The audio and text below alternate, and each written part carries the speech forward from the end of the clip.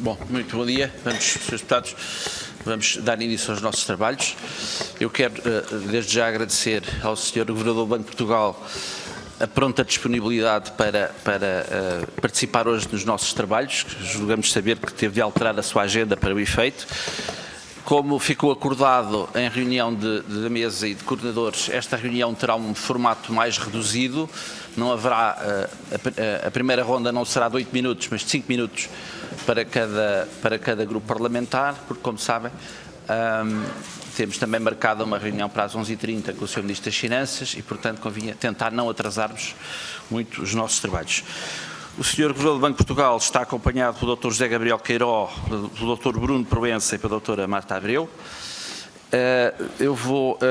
O Sr. Governador já me informou de que queria fazer uma breve intervenção inicial, pedi de facto que fosse breve, tendo em conta o caráter, o formato da nossa reunião, após o que passaremos então ao período de perguntas e respostas em cada grupo parlamentar, esperado 5 minutos. O Sr. Governador, faz favor. Sr. Presidente, muito obrigado.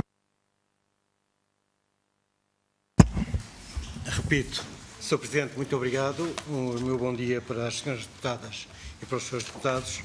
Eu gostaria só de enquadrar rapidamente a questão que me colocam. Sr. Presidente, senhoras e senhores deputados, tendo sido pedida a minha presença nesta comissão para prestar esclarecimentos sobre o teor da ata do Conselho do Banco Central Europeu de 16 de dezembro de 2015, que vos foi enviada pelo Banco de Portugal, quero dar nota dos seguintes pontos. Primeiro, no dia 16 de dezembro de 2015, o Banco de Portugal enviou ao BCE uma carta a informar que no dia 15 de dezembro de 2015 contratara com o BANIF uma operação de cedência de liquidez em situação de emergência, vulgarmente designada por ela, e nessa mesma carta o Banco de Portugal propôs que o BANIF mantivesse a possibilidade de obter crédito junto do BCE no montante correspondente à totalidade, repito, totalidade do colateral para operações de política monetária que o BANIF tinha naquela data. Esta proposta visou dar cumprimento aos procedimentos estabelecidos ao nível do Eurosistema, a que o Banco de Portugal está obrigado.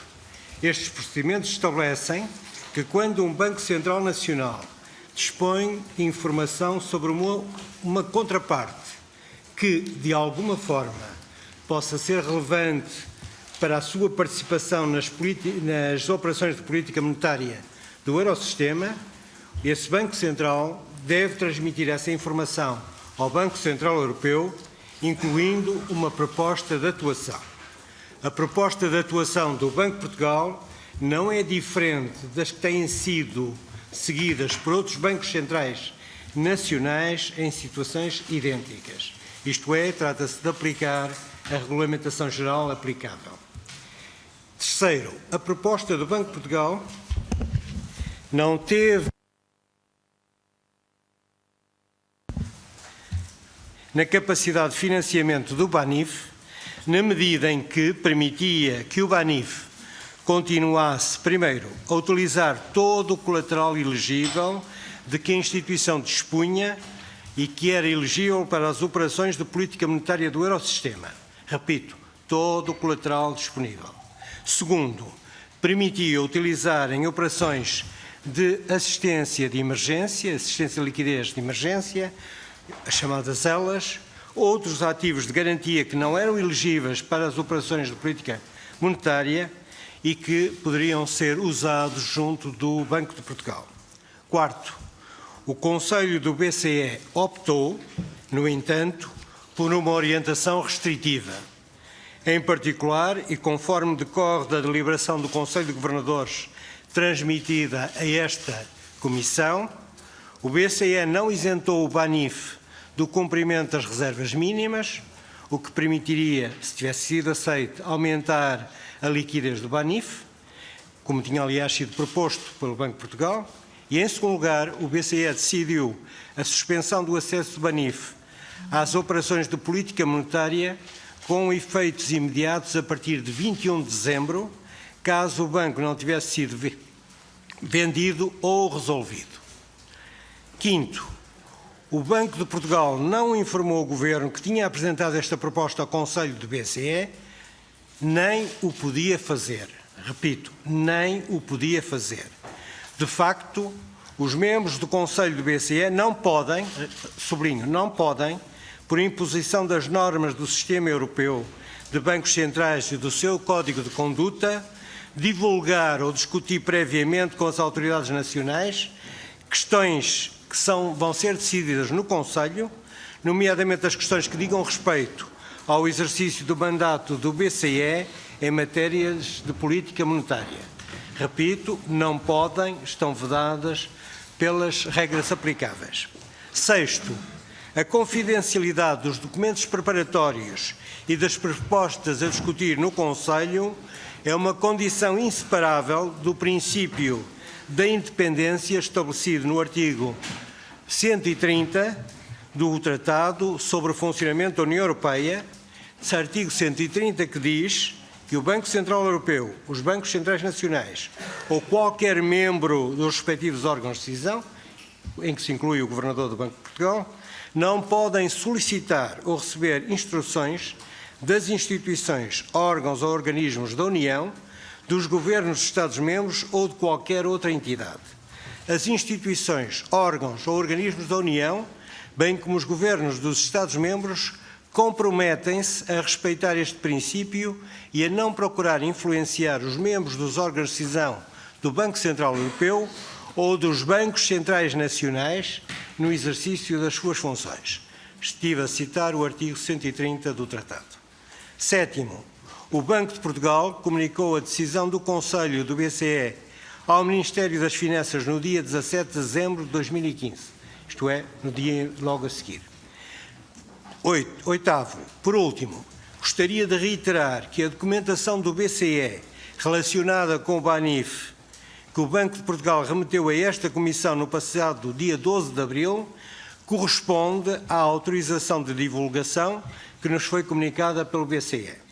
Como é do conhecimento dos senhores deputados, a posição defendida pelo Banco de Portugal junto do BCE foi a da divulgação completa, sublinho, divulgação completa, full disclosure, dos documentos relacionados com o BANIF.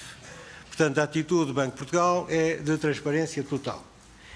Em suma, e para concluir, a proposta do Banco de Portugal, no domínio da política monetária, não condicionou de nenhuma forma a capacidade de financiamento do BANIF ou o acesso à liquidez. Segundo, o Conselho do BCE adotou uma orientação mais restritiva do que o que era a proposta do Banco de Portugal, que era a utilização plena do colateral disponível. Terceiro, a divulgação parcial da documentação do BCE não corresponde à opção que foi defendida pelo Banco de Portugal junto do BCE. Dito isto, estou, obviamente, totalmente ao dispor dos senhores deputados para responder às questões que entendam que são pertinentes. Muito obrigado, Sr. Governador. Vamos passar então agora ao período de perguntas e respostas. Dou a palavra ao Sr. Deputado Miguel Tiago, PCP, dispõe de 5 minutos, como sabe. Muito obrigado, Sr. Presidente. Eu também queria, em primeiro lugar, cumprimentar o Sr. Governador e agradecer a disponibilidade para participar tão rapidamente nesta reunião. A sua informação inicial contribui para esclarecer, tal como o comunicado do Banco de Portugal, mas eu gostava de lhe perguntar, portanto, a quebra da liquidez é a condicionante que determina a alteração da posição do Banco de Portugal entre 4 de dezembro e 16 de dezembro? Como eu tive a ocasião de explicar, o Sistema Europeu de Bancos Centrais hoje compreende duas dimensões, a dimensão supervisão e a dimensão política monetária. A dimensão política monetária não contribuiu em nada para o agravamento ou para a dificuldade de liquidez do BANIF. O que contribuiu para a dificuldade de liquidez do BANIF foi o facto de haver uma saída de depósitos e não haver colateral suficiente para mobilizar liquidez para esse efeito. Ou seja, todo o colateral que o BANIF tinha e que era elegível, quer junto do BCE, quer junto do Banco de Portugal, estava habilitado e estava disponível para mobilizar liquidez. Obviamente, a cedência de liquidez por parte do Sistema Europeu de Bancos Centrais e por parte do Banco de Portugal está está dependente da existência de ativos de garantia, como está previsto na regulamentação aplicável, e o limite dos ativos de garantia disponível constitui uma restrição ativa a partir do momento em que é atingido. As alternativas neste contexto seriam exatamente quais? As alternativas num contexto em que não há colateral e não há disponibilidade para acesso à liquidez, teria que ser naturalmente contratação de linhas de liquidez junto do sistema ou outra solução que neste momento não cabe ao Banco Central estar a equacionar, porque é uma questão da responsabilidade do próprio banco e dos acionistas do banco. Eu peço desculpa, qual é que é a outra? Teriam que ser os acionistas do banco e o próprio banco a imaginar soluções dentro do quadro legal, que permitissem criar colateral para ser mobilizável junto do Banco Central ou do Eurosistema. Ou então devolver tudo, não é? Não, devolver tudo significava pura e simplesmente ficar ainda pior em termos de liquidez.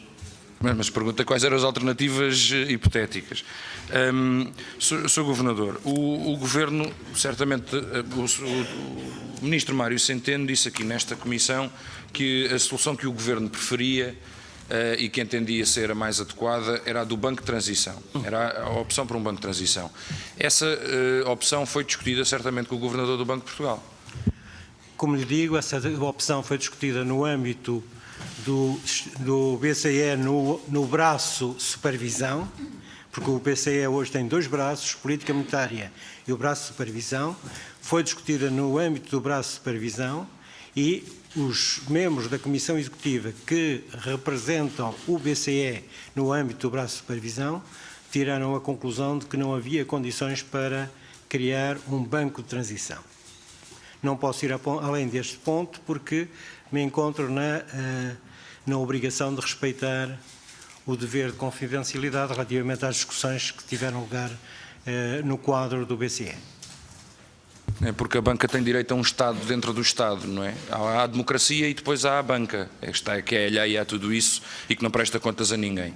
Mas qual é a norma que é invocada para não atribuir uma licença bancária para permitir o funcionamento de um banco de transição?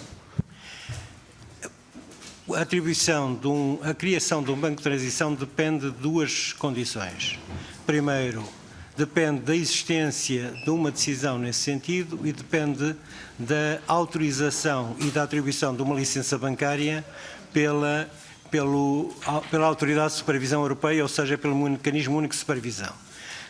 Mas isso porque o banco estava presente em mais do que um país, certo? Não. Em qualquer licença bancária hoje é decidida em Frankfurt. E já naquela altura? Claro. Não, repara que o Mecanismo Único de Supervisão entrou em funcionamento no dia 4 de novembro de 2014.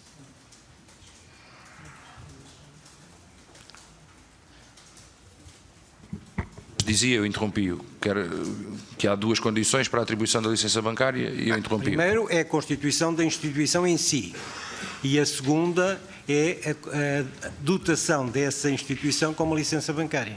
A dotação da instituição como licença bancária é uma matéria que é da competência do Mecanismo Único de Supervisão. Sim, mas qual foi a norma invocada para dizer antecipadamente que não seria atribuída a licença bancária? Recai dentro dos poderes do Mecanismo Único de Supervisão dizer ou atribuir ou não atribuir uma licença bancária. Não é um direito natural de ter uma licença bancária. Nós sabemos isso. A questão é que aqui o direito, a capacidade do Mecanismo Único de Resolução é decidir e a nossa é pagar, não é? Nós é que tivemos que pagar os 3,3 mil milhões de euros que resultaram dessa decisão que não nos querem explicar. Essa é uma questão que não posso responder porque não sou o responsável pela decisão, nem sequer participo na instância que decide essa matéria. O Banco de Portugal decidiu com os parâmetros e os graus de liberdade de que dispunha no momento em que tinha que decidir. Nós também estamos a pedir ajuda para compreender o funcionamento no plano do Banco Central Europeu e não apenas das posições do Banco de Portugal. Não é? Eu percebo a sua questão. O ideal para nós seria compreender exatamente que trabalho preparatório fez o Banco de Portugal internamente e com o Governo para essa reunião, o que é que defendeu nessa reunião, em que é que foi vencido e em que é que triunfou, e compreender como é que resultou uma decisão tão alheia ao interesse nacional. Como teve a ocasião de explicar aqui o meu colega, que na altura representava o Banco de Portugal no Conselho de Supervisores, ele defendeu a criação de um banco de transição. Como eu tive a ocasião de explicar aqui, em etapas anteriores do processo de discussão, em sucessivas reuniões, nós defendemos várias hipóteses que não passavam pela resolução. Qualquer uma dessas hipóteses foi afastada. E, por último, defendeu-se um modelo de resolução com venda do negócio a uma dada instituição, que agora não vou referir, e que também foi afastado porque havia um acquisition ban que se aplicava nesse caso. E posso lhe dizer que tudo isto foi feito em estreita cooperação entre as autoridades políticas, o Ministério das Finanças e o Banco de Portugal, e as equipas trabalharam em conjunto à procura das melhores soluções.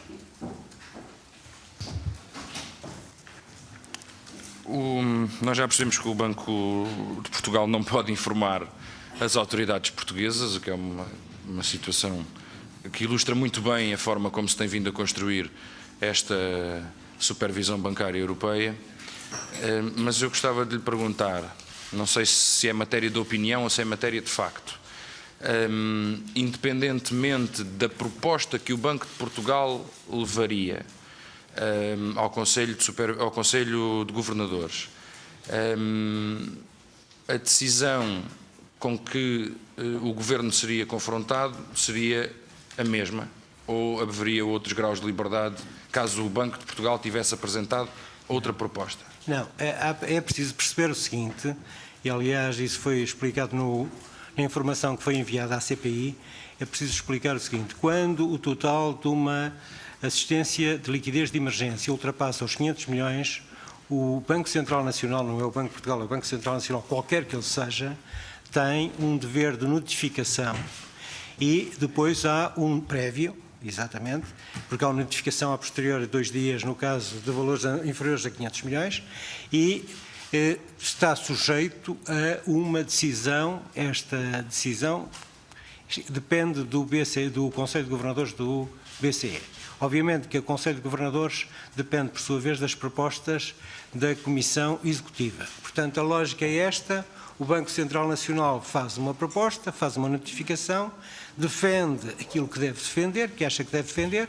A Comissão Executiva do BCE, por sua vez, faz a proposta de deliberação e a proposta de deliberação, por sua vez, é aceite ou não, mas aqui, neste caso foi aceite, por parte do Conselho de Governadores.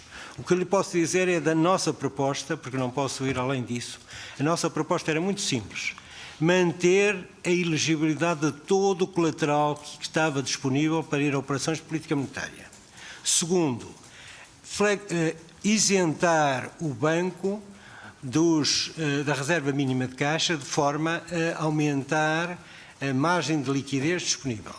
Terceiro, e naturalmente, utilizar toda a margem do colateral elegível para efeito de ELA e que, obviamente, estava dependente da natureza e da qualidade dos ativos que estavam disponíveis.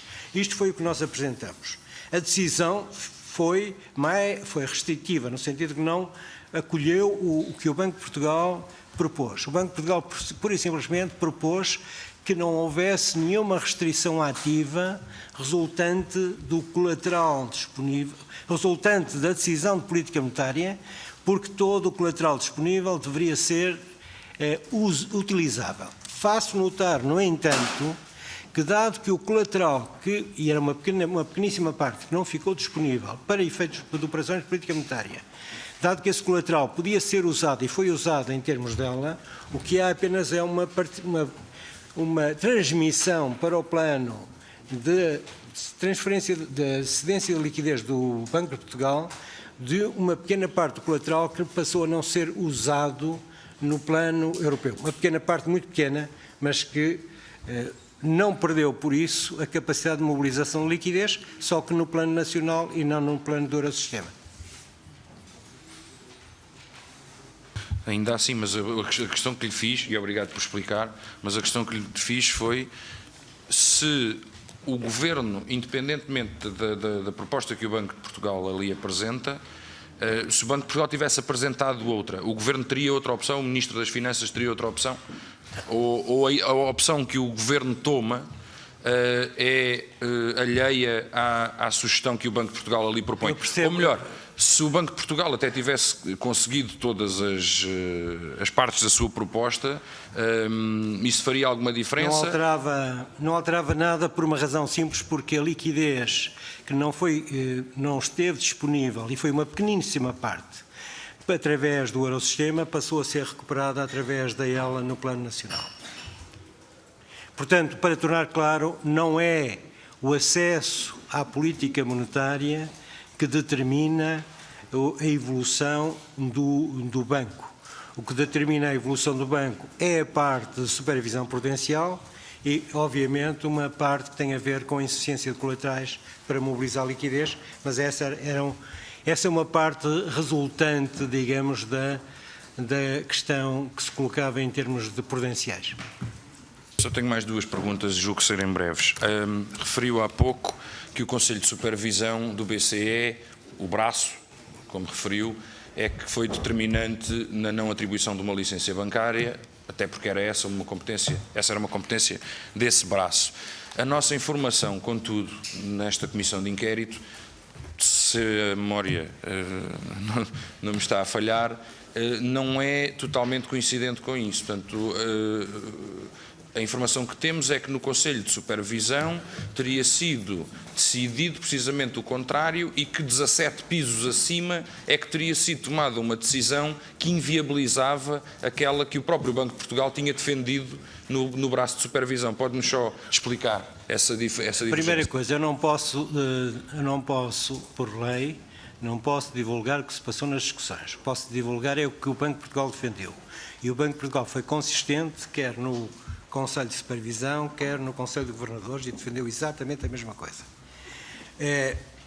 E, segundo, seria bom que houvesse autorização para divulgar as atas, porque se fossem divulgadas as atas, as suas dúvidas estariam esclarecidas e a minha explicação seria, obviamente, dispensável.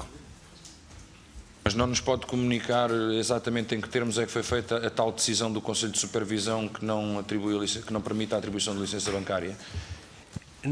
Não posso dizer, pura e simplesmente, o Banco de Portugal e todos nós interpretamos claramente os sinais, incluindo, obviamente, o Ministério das Finanças, que foi interlocutor também das autoridades, interpretamos os sinais claros que não haveria nenhuma margem para a atribuição de uma licença bancária a um banco de transição.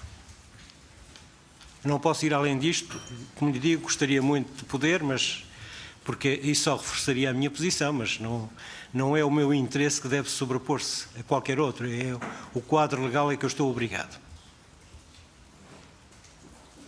Mas que é manifestamente contrário aos interesses da Comissão de Inquérito e da República. Muito obrigado, Sr. Presidente. Muito obrigado. Passamos agora ao PSD, Sr. Deputado Marcos Guedes. Obrigado, Sr. Presidente. Cumprimentar o Sr. Governador. Sr. Governador, o Ministério das Finanças acusa-o de uma falta grave na prestação de informação ao Governo, reclamando ter sido surpreendido pela proposta do Banco de Portugal ao Conselho de Governadores no dia 16 de dezembro. Vamos por partes. O Governo não estava informado da concessão de ELA ao Banif desde segunda-feira, dia 14, em resultado da corrida aos depósitos provocado pela notícia da TVI? Em primeiro lugar, é preciso perceber que o acionista público tinha administradores presentes no Conselho de Administração do Banif, presentes no Conselho de Administração do Banif e, portanto, teria naturalmente informação sobre o que se está a passar. Segundo, houve contactos entre o Sr. Vice-Governador e o Sr. Secretário de Estado do Tesouro ao longo de toda essa semana, no sentido de ver como se resolvia o problema da liquidez de forma mais estrutural. Terceiro, A proposta em si não podia, pelas razões que eu já mencionei, não poderia ser comunicada nem poderia ser objeto de qualquer consulta, porque os deveres a que eu estou obrigado me impedem de o fazer. Portanto, sabia da concessão de ELA. Que obrigações de reporte é que a atribuição da ELA implicam para o Banco de Portugal? Em primeiro lugar, não é a primeira vez que o Banco de Portugal atribui uma ELA. Nem sou eu o primeiro governador a atribuir uma ELA. Portanto, as obrigações de reporte que o Banco de Portugal seguiu neste caso foram seguidas nos casos anteriores, comigo e com os governadores precedentes, primeiro. O que significa que as regras foram as mesmas para todos e todos as respeitaram da mesma forma. Segundo, a atribuição da ELA é comunicada à instituição e a instituição sabe que acedeu uma ELA e, inclusivamente, tem que trazer os ativos disponíveis para sabermos qual é o montante de assistência financeira de emergência que podemos conceder. Por último, é uma matéria que tem uma grande sensibilidade de mercado, como imagina, porque não se pode dizer no mercado está uma instituição neste momento a receber assistência financeira de emergência, até porque pode receber temporariamente e depois voltar a não precisar, porque pela sua própria natureza é um mecanismo transitório de assistência à liquidez. O que significa que é informação que tem que ser utilizada com uma forma muito, muito cuidada no âmbito das relações entre a instituição em causa, o Banco de Portugal e o BCE. Mas eu pergunto, Sr. Governador, se, pelo facto de estar a ser atribuída uma ELA pelo Banco Nacional, se isso implica, de acordo com as regras, obrigações de reporte, não só de reporte ao Banco Central Europeu, como também a formulação de propostas concretas para resolver a situação. Não está escrito em nenhum documento que o Banco de Portugal e o Governador do Banco de Portugal tenham qualquer obrigação nesse domínio. Pelo contrário, o que está dito é que tem que manter a confidencialidade sobre a natureza das decisões e a única coisa que tem que comunicar é o resultado. Sr. Governador, mas eu estou a dizer relativamente ao Banco Central Europeu, não estou a dizer relativamente a outras entidades. Não, ao Banco Central Europeu nós temos uma obrigação que é, logo que há a utilização do mecanismo de assistência de liquidez de emergência, se está abaixo dos 500 milhões, podemos atribuir e temos 2 dias para notificar. Se estamos acima dos 500 milhões, temos que fazer a notificação prévia e se estivermos acima dos 2 mil milhões, estamos sujeitos a uma questão de autorização por parte do BCE e tem que ser renovada essa autorização. Faço notar que quando se está acima dos 500 milhões, nós não temos apenas o dever de notificação prévia, mas temos também o dever de comunicar qual é a proposta de atuação para atacar o problema de liquidez com que está confrontada a instituição. Nomeadamente, exatamente. Foi isso que eu lhe perguntei. Mas então, o Sr. Governador, acha concebível que um membro do Governo que tem responsabilidades na área financeira desconheça essas regras? Eu julgo que deve ter havido qualquer mal-entendido, porque as regras são conhecidas e, portanto, eu julgo que também não há qualquer vontade de pôr em causa a independência do Banco Central, sob pena de colocarmos o país numa situação de dificuldade. Portanto, o senhor informou o BCE, formulou propostas que já aqui nos referiu, não informou disso o Ministro das Finanças? No momento em que formulei as propostas, se eu estivesse a consultar as autoridades nacionais ou a informar as autoridades nacionais, estava a infringir as regras a que estou sujeito. Depois informei do resultado das decisões. O resultado das decisões não é a informação acerca da minha proposta, porque isso não faz parte do que eu posso informar. Eu só informei do resultado da decisão. E só isso é que está compreendido com aquilo que os ingleses designam outcome. Só o outcome é que pode ser comunicado, que foi comunicado à CMVM, foi comunicado ao Ministério das Finanças e na parte pertinente, e a parte pertinente tinha a ver apenas quanto ao montante máximo de mobilização da cedência de liquidez do Eurosistema, também foi comunicado à instituição para que ela soubesse que tudo que ia além daquele montante tinha que ser mobilizado através de uma ELA. Alguma vez informou este ou outro Governo das propostas que leva ao Conselho de Governadores? O meu princípio de legalidade obriga-me a não informar. Portanto, o tratamento foi exatamente o mesmo e julgo que posso dizer que o banco atuou sempre da mesma forma comigo ou com qualquer outro governador. Bem, estou esclarecido relativamente ao antes. Agora, foi no próprio Conselho que surgiu a questão da suspensão do Estatuto de Contraparte a partir do dia 21, comprimindo a partir daí todos os prazos? Claro que sim, claro que sim. Foi proposta da Comissão Executiva. Não foi o senhor que a propôs? Claro que não. Então quem foi, Sr. Governador? Não posso dizer, digo que é a Comissão Executiva, que é quem tem direito de proposta de decisão no Conselho de Governadores. Mas sabemos que quem presidiu essa reunião foi o Vice-Governador Vítor Constâncio. Ele acompanhou a sua proposta ou acompanhou a proposta de suspensão do Estatuto de Contraparte? Primeira questão, e eu aí gostaria de ser mais preciso ainda, eu não posso entrar em muitos detalhes, porque a Comissão Executiva do BCE tem duas intervenções, tem uma intervenção inicial quando formula uma proposta e tem uma intervenção subsequente quando revê a proposta. Portanto, eu não posso entrar em mais detalhes sobre isso. Relativamente aos protagonistas que atuaram em nome da Comissão Executiva, também não posso dizer mais nada do que isto. É a Comissão Executiva que tem o direito de proposta e que exerceu esse direito de proposta. O senhor levava propostas de um determinado teor, saiu de lá uma decisão com um teor mais gravoso.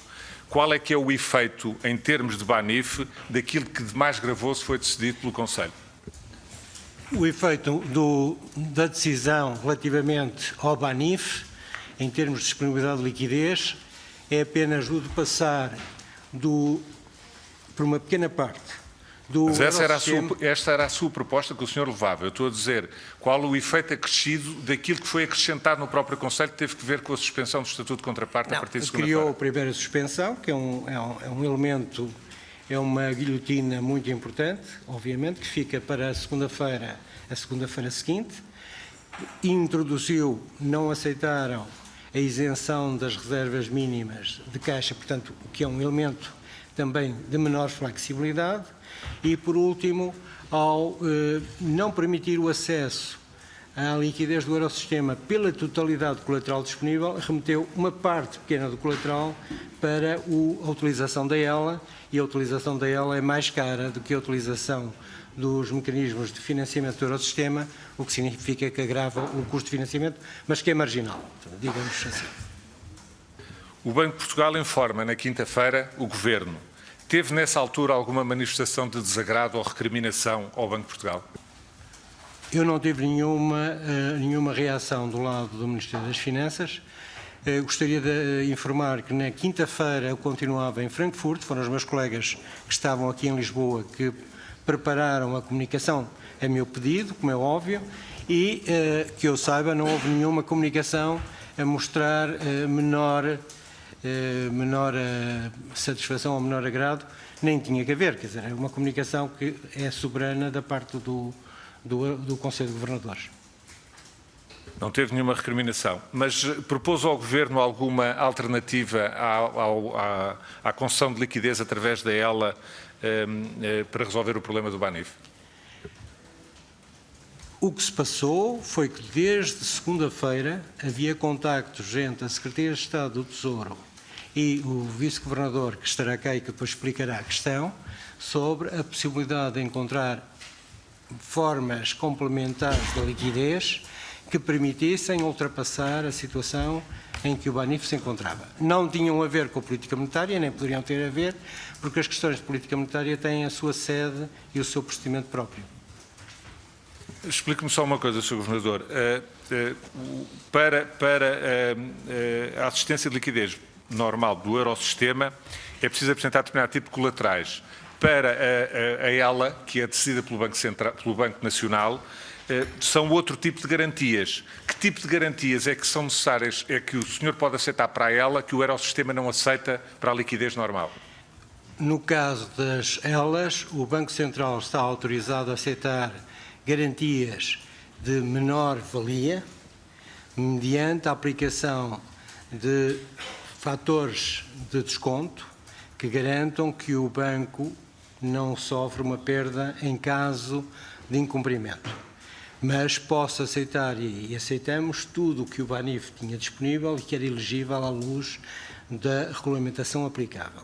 Portanto, foi feito digamos, um screening, uma avaliação de tudo que estava disponível, e tudo que estava disponível foi colocado,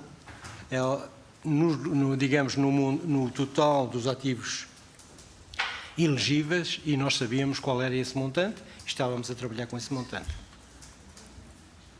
Sr. Governador, nós tivemos acesso a um e-mail da Presidente da SSM do dia 19 de dezembro, em que é referido um pedido de intercedência junto da Comissão para a entrega do BANIF ao Santander. É um pedido feito pelo Ministro das Finanças português e pelo Vítor Constâncio, Vice-Governador do Banco Central Europeu. Alguma vez o Ministro ou o Vice-Governador em causa lhe deram conhecimento dessa diligência ou a concertaram previamente consigo? Comigo não, e eu tive conhecimento através do meu colega que acompanhava a área de supervisão, a posteriori da existência do mail em causa.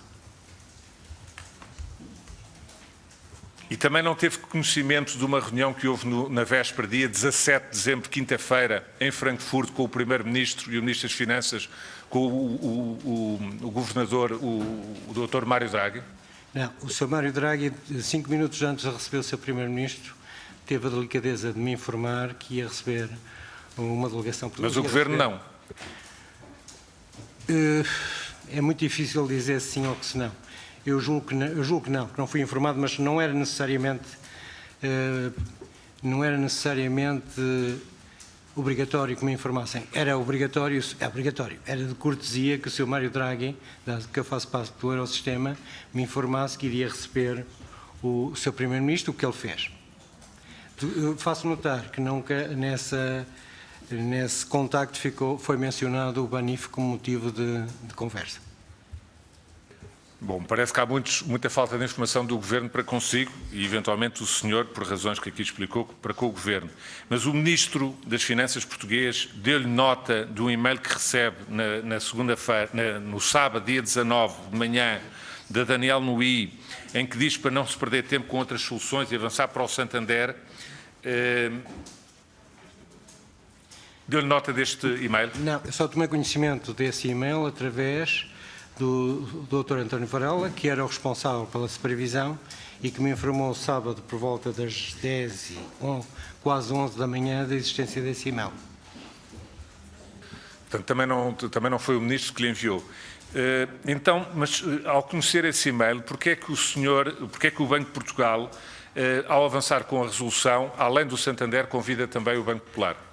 Por uma razão muito simples, é o princípio de legalidade. O que está previsto é que temos que convidar os bancos que preenchem os requisitos que nos tinham sido estabelecidos, e os requisitos era ter presença em Portugal, ter um balanço 3 vezes superior ao balanço do BANIF, ter em termos globais um balanço 5 vezes superior ao balanço do BANIF e não estar impedido de participação numa aquisição por força de um processo de ajudas públicas que, entretanto, tivesse sido decidido.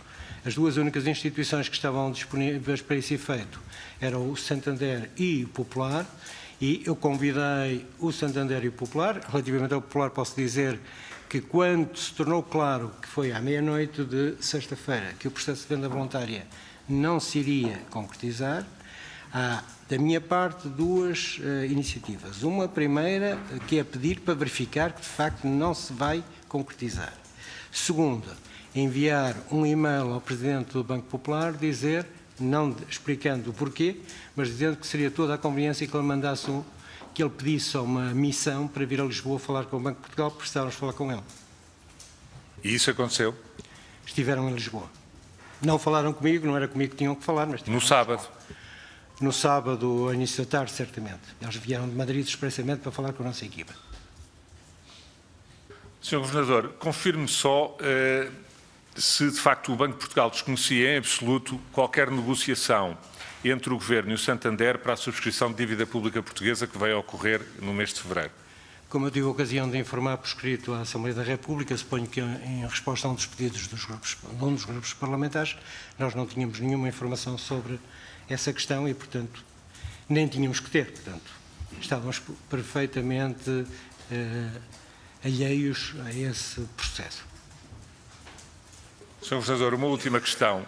O Santander vai poder adquirir com desconto ativos à oitante que expressamente recusou na definição do perímetro a quando da aquisição da atividade do Banif em resolução? O Conselho de Administração da oitante tem um dever de boa gestão do veículo. No dever de boa gestão do veículo tem a obrigação, obviamente, de fazer concursos abertos. Essa questão é uma questão que cabe ao Conselho de Administração da oitante e às entidades que superintendem o Conselho de Administração da oitante avaliar. Mas acha que isso vai acontecer ou espera que a oitante tenha o bom senso de só aceitar aquisições por parte do Banif que sejam ao valor do balanço no momento da resolução? Seria o que eu faria, mas eu não sou a autoridade de tutela, seria o que eu faria. Muito obrigado, Sr. Deputado. Vamos passar agora a palavra ao Partido Socialista. Sr. Deputado João Galamba. Obrigado, Sr. Presidente. Queria cumprimentar o Sr. Governador. A proposta que fez no Conselho de Governadores deve ter alguma fundamentação, porque, a pergunta que eu lhe fazia é qual foi a fundamentação apresentada pelo Banco de Portugal para a proposta efetuada. A fundamentação é simples, é a aplicação da Regulamentação Geral sobre cedência de liquidez, e em particular do regulamento que diz respeito à cedência de liquidez em assistência de emergência, que obriga o Banco de Portugal a notificar com antecedência o BCE para concessão de ajuda de emergência, de assistência de emergência, quando ela ultrapassa os 500 milhões, e a notificar nos 2 dias seguintes se ela não chega aos 500 milhões. Portanto, é uma aplicação estrita do que está estipulado nos regulamentos do BCE. Isso é sobre os diferentes montantes dela e sobre a autonomia que o Banco de Portugal tem ou não tem. A pergunta não era essa. A pergunta é qual a fundamentação para a proposta que o Banco de Portugal fez de suspensão ou limitação do Estatuto de Contraparte. O Banco de Portugal não fez nenhuma proposta de suspensão, nem fez nenhuma proposta de limitação. O Banco de Portugal fez uma proposta apenas que era a de autorização de utilização plena do colateral disponível para utilização junto do Eurosistema.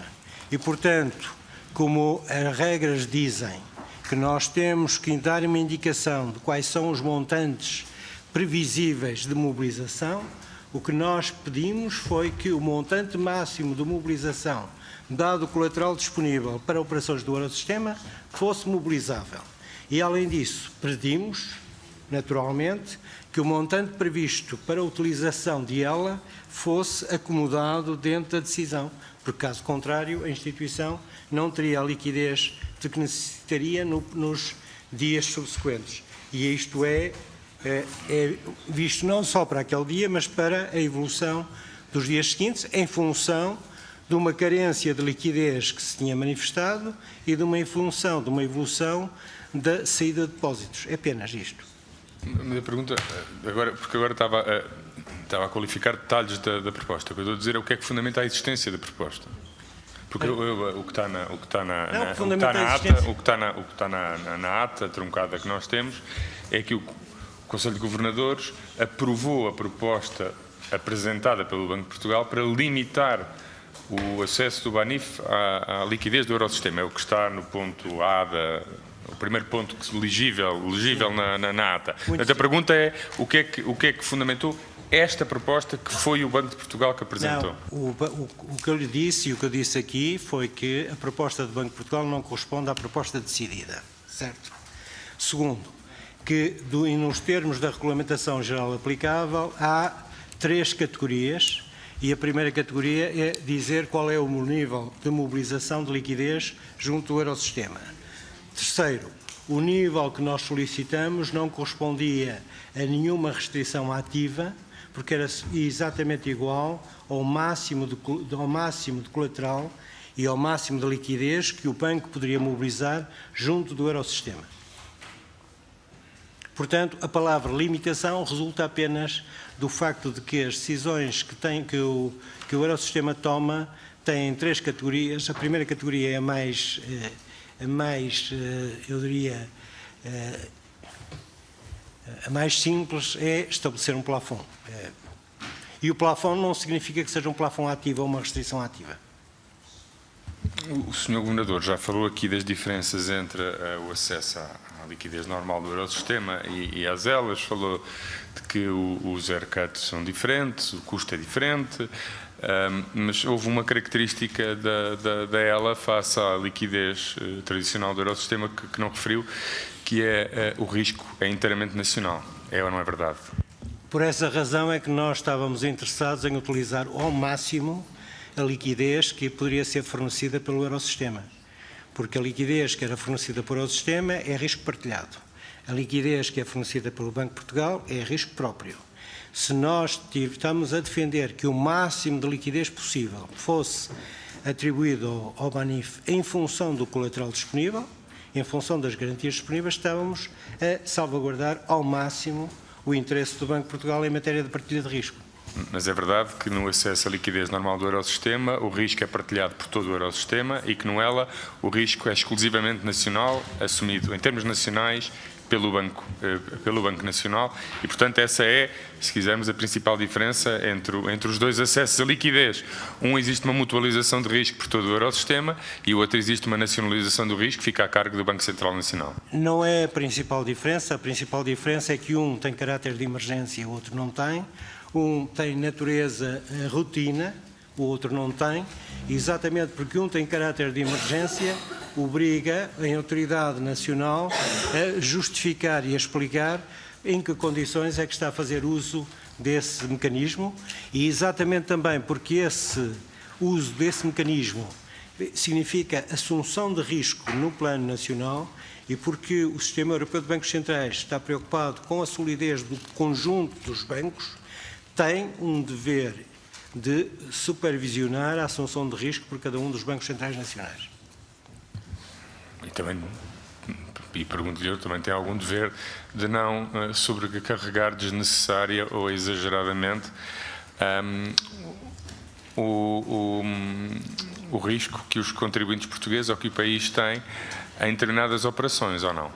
O que eu defendi foi que todo o colateral que era elegível para efeitos de BCE fosse mobilizável. A decisão não corresponde a 100% àquilo que eu gostaria, mas podia ter havido uma decisão diferente, que já vi tomar noutros casos, que é dizer o financiamento do Eurosistema passa para a Autoridade Nacional e a Autoridade Nacional assume a totalidade do risco, o que não aconteceu.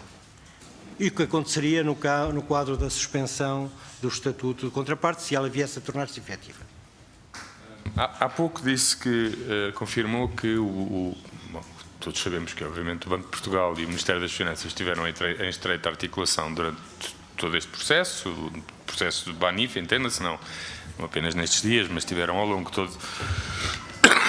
todo este processo, tiveram uma colaboração estreita.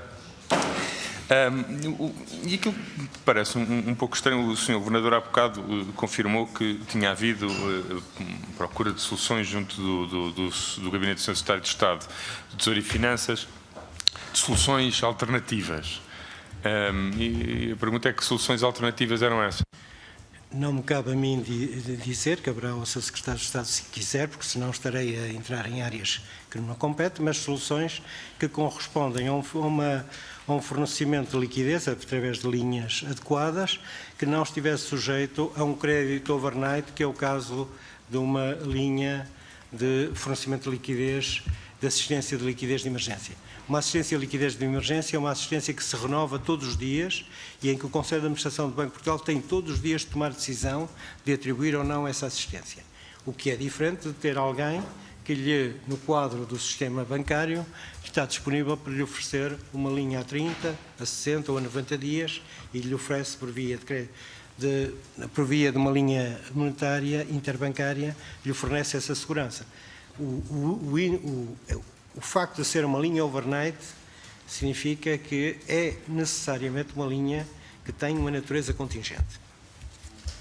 Alguma vez o Banif lhe dirigiu um pedido de parecer para o Banif aceder ao empréstimo da Caixa Geral de Depósitos com garantia do Estado?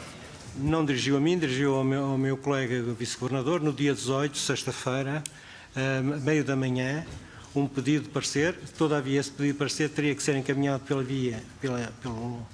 pela Secretaria de Estado do Tesouro, no nosso entender, o que não constituiu obstáculo à nossa intervenção, dado que se trataria de um parecer para uma garantia pública. É evidente que quem pede o parecer é quem vai dar a garantia, não é quem pede o empréstimo. Mas, atenção, recebemos e mereceu identicamente. Agora, quando chega às 11 da manhã... E o que é que diz esse parecer do Banco de Portugal sobre o pedido de uma garantia da Caixa Geral de Depósitos para o empréstimo ao Banif no dia 18? Desculpa. O que eu disse foi que nós recebemos uma informação, um pedido da parte do Banif nesse sentido. Posso lhe dizer que de imediato foi estabelecido contacto com o Ministério das Finanças e o Ministério das Finanças informou-me de que o instrumento em causa não se enquadrava dentro daquilo que era passível de uma garantia pública, para além de se colocar depois um problema de saber como é que iria ser tratado em termos de DG concorrência. Posso lhe dizer que a melhor prova da diligência do Banco de Portugal é olhar para a hora da entrada do pedido, hora de contacto com o Ministério das Finanças e também a prova de diligência do Ministério das Finanças, a resposta da Direção-Geral do Tesouro, o que mostra que toda a gente esteve muito atenta e interessada em ver o que é que podia fazer. Posso lhe dizer, só para tornar claro, o pedido chegou às 11h07, eu disse que era às 10, não, às 11h07. Às 11h20 tínhamos uma resposta da Direção-Geral do Tesouro a dizer que o disposto no ponto 3 do artigo 2º da Portaria 1219-A 2008, 23 de outubro, exclui a garantia do Estado nas operações do mercado interbancário e poderá inviabilizar a concretização da operação em preço. Faço notar que estamos na sexta-feira, dia 18, e que, na melhor das hipóteses, uma concretização de uma operação destas, com toda a diligência das partes envolvidas, nunca seria possível antes da semana seguinte.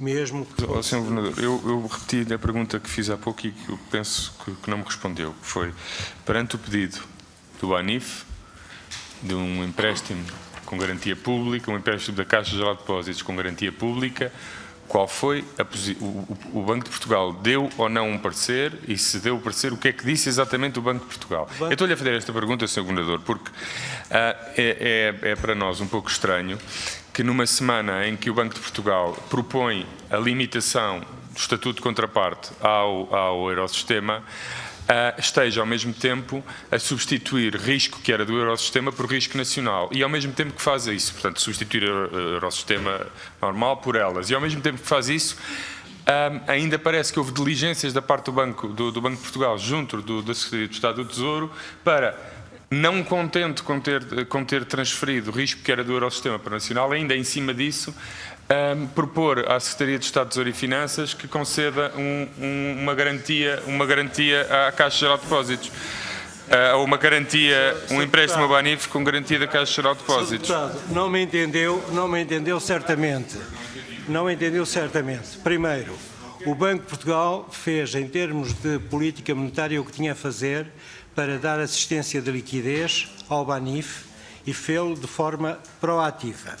Segundo, o Banco de Portugal teria que emitir um parecer se, por acaso, a Direção-Geral do Tesouro ou a Secretaria de Estado do Tesouro tivesse comunicado que considerava que este pedido era enquadrável, e era enquadrável na portaria em causa, e que necessitava do nosso parecer.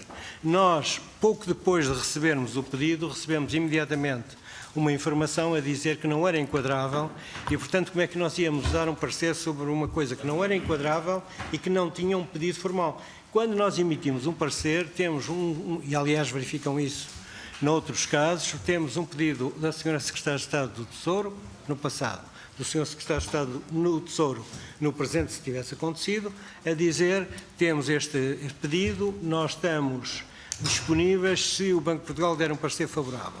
E nessa altura teríamos que dar o parecer, favorável ou desfavorável, em função da natureza. Não chegamos a esse estádio, mas o facto de ter havido uma preocupação com a liquidez estrutural do BANIF significa uma concordância de atuação com a cedência de liquidez por parte do Eurosistema e por parte do Banco de Portugal. Sr. Governador, é que há pouco disse que tinha havido durante toda a semana diligências da parte do Sr. Vice-Governador, que suponho ser o Dr. Berbaran Ramalho, junto da Secretaria de Estado do Tesouro para arranjar alternativas para a liquidez do BANIF. Tem conhecimento de alguma vez o Sr. Vice-Governador ter insistido junto da Secretaria de Estado do Tesouro e Finanças para encontrar uma solução alternativa?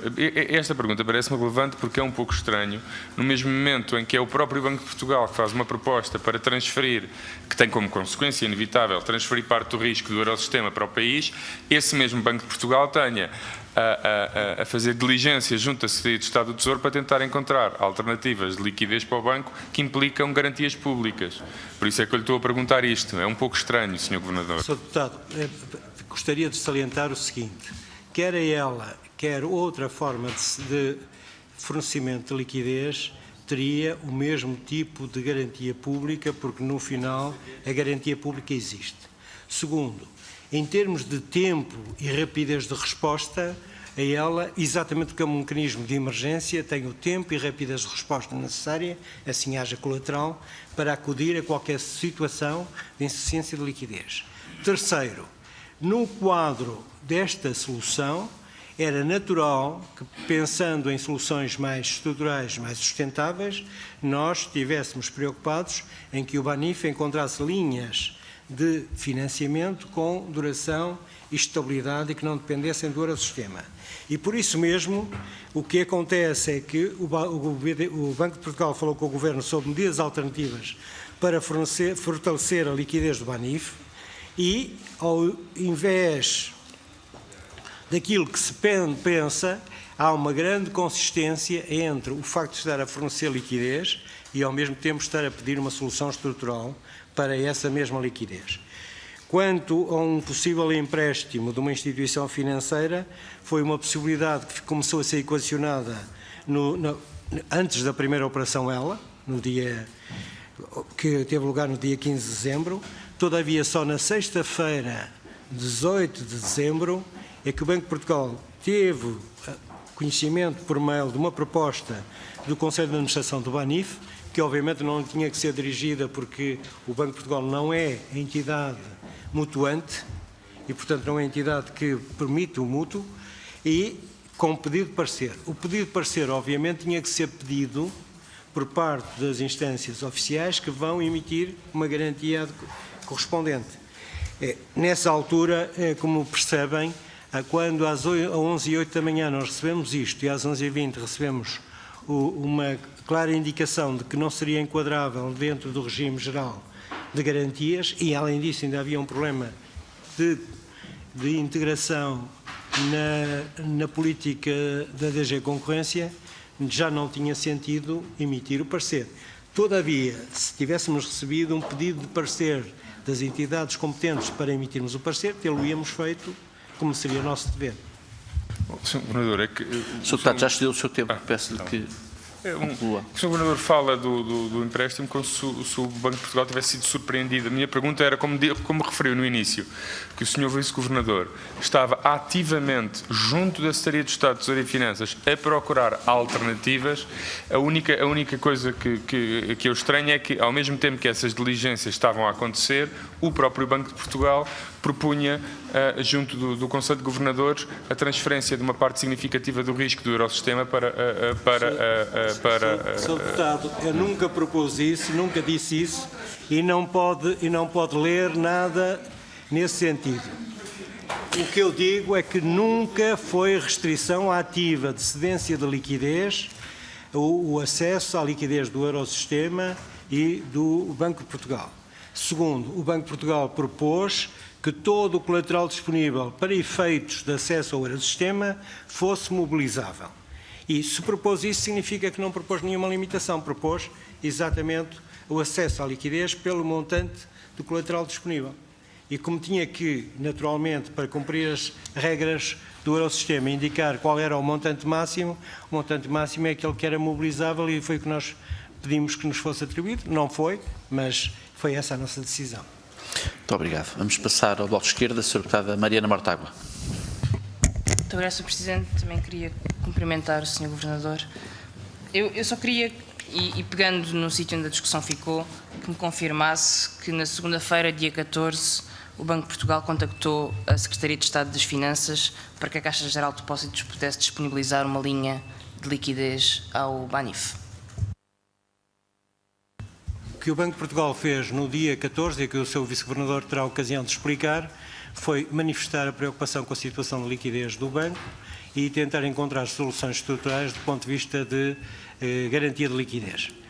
Naturalmente que não é o Banco de Portugal que fornece esta liquidez de natureza estrutural. Quem pode fornecer liquidez de natureza estrutural são as instituições do mercado e, naturalmente, que as instituições do mercado, como aliás tem acontecido com outras instituições que já foram objeto de garantias públicas, normalmente pedem uma garantia pública associada.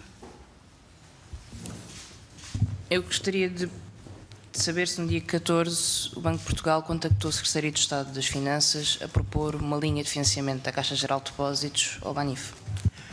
O que eu lhe respondo é aquilo que lhe disse. Houve contactos entre a Secretaria de Estado do Tesouro e o Banco de Portugal no sentido de abordar a questão da liquidez. Não cabe ao Banco de Portugal dizer qual é a instituição que o pode fazer, cabe à instituição recipiente dizer qual é a instituição com que pode trabalhar.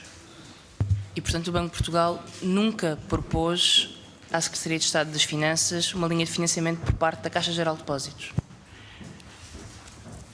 A questão é muito simples. O seu Vice-Governador estará cá proximamente, ele explicará com detalhe tudo isso. O Banco de Portugal, enquanto instituição, e o Vice-Governador José Ramalho, enquanto Vice-Governador, fizeram aquilo que tinham que fazer, que é sensibilizar o acionista e, simultaneamente, garante, no caso de concessão de garantias públicas, para a possibilidade de atribuição de uma concessão de uma linha de natureza estrutural, isto é, de maior duração.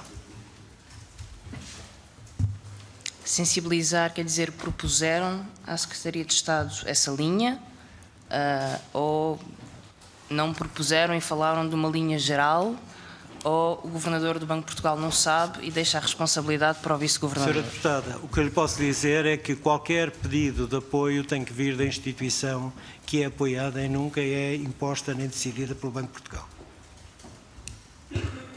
Eu compreendo. O que eu não compreendo é porque é tão difícil ao Sr. Governador admitir que propôs ao Governo uma linha de financiamento da Caixa Geral de Depósitos. O seu Vice-Governador, Dr. José Ramalho, terá toda a ocasião de explicar quando estiver cá essa questão, porque, obviamente, isto foi tratado de forma oral, nem sequer foi passado a escrito.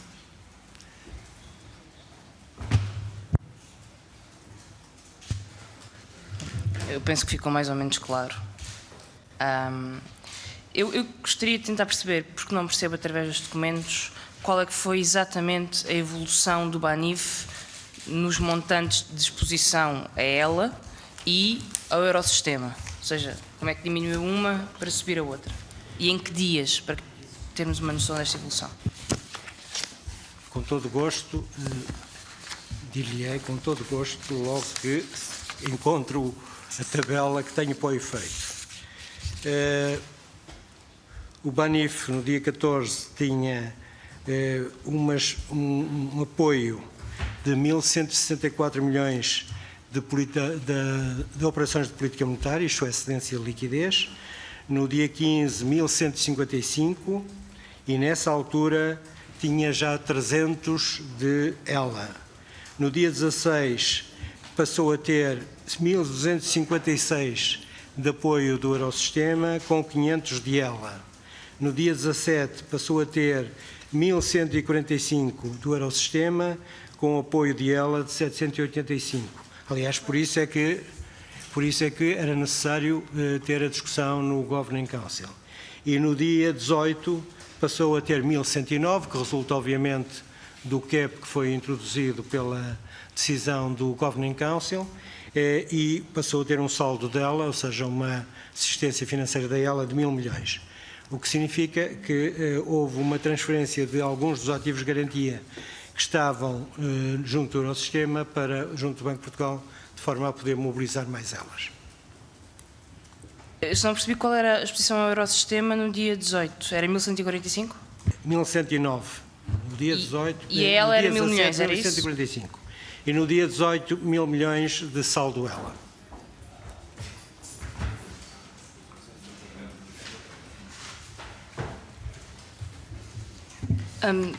Eu ainda não consegui perceber o que é que obriga o Banco de Portugal a pedir ao Banco Central Europeu que congele o acesso do BANIF a operações normais de liquidez do Eurosistema. Eu não utilizei a palavra congelar, o que eu utilizei foi uma palavra diferente, que autorize a utilização da totalidade do colateral disponível para o Eurosistema. Como o que está na regulamentação geral é a palavra limite, é limitar o acesso ao total do colateral disponível, o que significa assegurar que essa restrição não é uma restrição ativa. Isto é, se a restrição ativa é o colateral disponível, não é a decisão em si. E, portanto, a razão pela qual o BANIF não pode aceder a novas operações do Eurosistema é porque simplesmente não tem mais colateral disponível. Se fosse seguida a posição do Banco de Portugal, era porque não tinha mais colateral disponível. Como a decisão foi ligeiramente diferente daquela que o Banco de Portugal tinha proposto, foi porque tinha atingido o plafond decidido pelo Governing Council. E nessa altura, o colateral que não era utilizável para efeitos do Eurosistema vem ser utilizado no plano nacional. É uma variação pequena, mas é uma variação. Então, o plafond decidido pelo Conselho de Governadores não é o plafond de limite proposto pelo Banco de Portugal?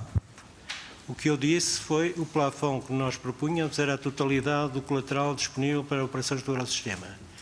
O montante decidido ficou ligeiramente aquém desse montante. E, portanto, mesmo se não houvesse nenhum pedido do Banco de Portugal, o BANIF não poderia aceder à liquidez do Banco Central Europeu simplesmente porque não tinha colateral disponível. O Banco de Portugal, se não houvesse elas, o Banco de Portugal limitava-se a fazer funcionar os mecanismos normais de cedência de liquidez no quadro da política monetária. E no dia 16, o máximo de liquidez que junto do Eurosistema o BANIF poderia mobilizar era o total do colateral disponível nesse dia. E o total colateral disponível nesse dia era 1.357 milhões de euros. O que acontece com a decisão, entretanto, é que a decisão estabeleceu um plafond inferior e o colateral disponível acima desse plafond veio para o lado nacional.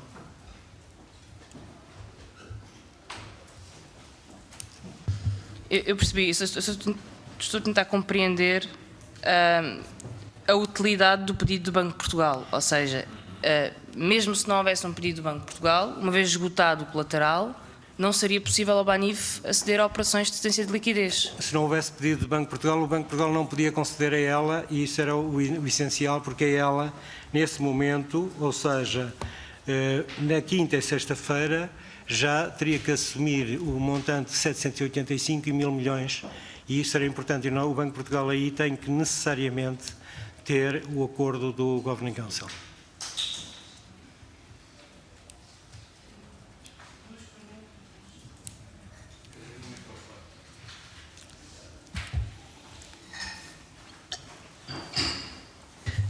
Aquilo que diz nas próprias regras de procedimento no âmbito da cedência de liquidez do Banco Central Europeu é que, se o volume dela atingir 500 milhões, os bancos centrais têm de informar o BCE o mais cedo possível.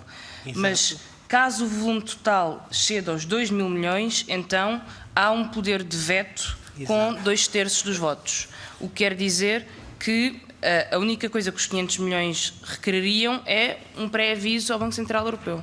Com uma diferença é que no Conselho de Governadores, imediatamente a seguir, há a definição de orientações aplicáveis nesta matéria. E essas são vinculativas. Certo, mas isso ainda não explica porque é que foi pedido a limitação do acesso à liquidez. Não poderia, em vez disso, ter sido pedido de alguma forma, umas regras menos exigentes de exigência de colateral para acesso à liquidez do Banco Central As Europeu? regras em matéria de cedência de liquidez e em matéria delas são regras que são revistas muito espaçadamente e por motivos muito imperiosos e não a pedido de um Banco Central. E, portanto,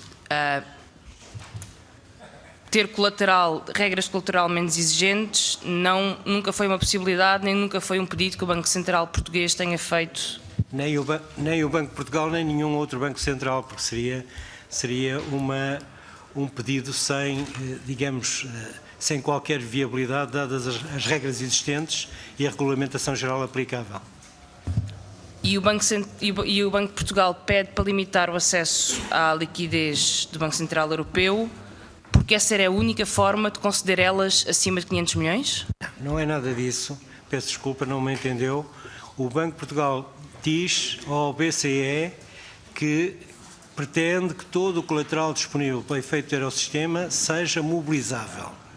Todavia, as necessidades de liquidez ultrapassam já esse montante. E como ultrapassam já esse montante, é preciso uma ELA. E como é preciso uma ELA de um montante superior a 500 milhões, tem que notificar o BCE. E como tem lugar um Conselho de Governadores, essa matéria é discutida, como é discutida para todos. Posso lhe dizer que todos os casos são discutidos em Conselho de Governadores e para todos os casos há a fixação de orientações com o acordo do Conselho de Governadores, em que todos os governadores participam.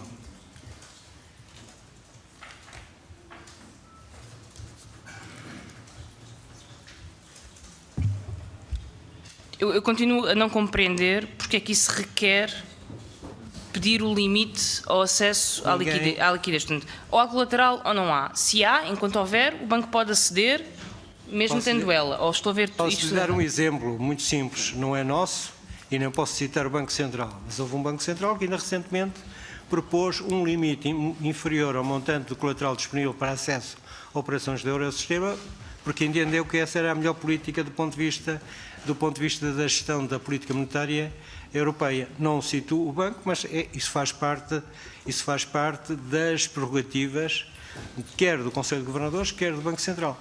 No nosso caso foi muito claro, o que nós pedimos foi que todo o colateral disponível fosse utilizável e mais, que fosse expandida a margem de liquidez utilizável pelo facto de pedirmos uma isenção em matéria de cumprimento das reservas de caixa, o que daria mais 59 milhões de margem de liquidez. Eu estive a ler a ata, há várias partes que estão rasuradas, mas eu queria perceber, nos pontos da decisão, como nós temos do A ao G, qual é o ponto em que existe a tal suspensão do Estatuto de Contraparte? Eu julgo que é G, mas não... Exatamente, é a linha G, que é a linha que diz que, se por acaso, na segunda-feira, não estiver ou vendido o negócio e não tiver sido posto em resolução, há suspensão do Estatuto de Contraparte. Está na linha G da decisão. Pode ser a mesma coisa. O que eu leio na linha G é suspender o acesso às operações de provisão de liquidez do Eurosistema. Claro. E, portanto, a linha G diz suspender o acesso às operações de liquidez, tal como a linha A diz limitar o acesso às operações de liquidez. Uma coisa é suspender, outra coisa é limitar. Se eu suspendo, significa que passa a zero. Se eu limito, significa que tenho um plafond.